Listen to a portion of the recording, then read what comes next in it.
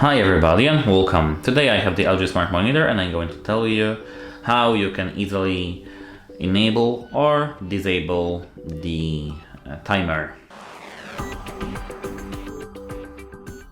At first, go into the settings. To know how to enter the settings, trigger mode because you have FDR for that.